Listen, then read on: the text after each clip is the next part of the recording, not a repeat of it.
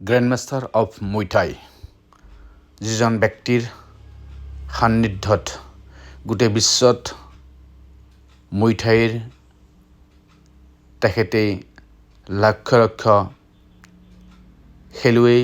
মুই থাইৰ খেলুৱৈ প্ৰতিস্থাপন কৰিছে। এই সমাৰ কলাত তেখেতৰ ঘৰতে প্ৰশিক্ষণ কেন্দ্ৰৰ এখন ডাঙৰ স্কুল আছে। তেখেতৰ আজি বয়স প্ৰায় 70-75 বছৰ বয়স, আৰু তেখেতে যি এই প্ৰশিক্ষণ দি আহিছে, সঁচাকৈ তেখেতক লগ পোৱাটো আমাৰ কাৰণে সৌভাগ্যৱান। সেই প্ৰশিক্ষণ কেন্দ্ৰত তেখেতৰ ঘৰত আৰু তেখেতৰ অফিচত আমি বহিছোঁ। তেখেতৰ পৰা সন্মান, মৰম, আন্তৰিকতা আমি পাইছোঁ, আৰু আন্তৰংগভাৱে আমি কথাও পাতিছোঁ, আৰু তেখেতৰ পৰা কিছু আমি প্ৰশিক্ষণো ল'বা সুবিধা পাইছোঁ।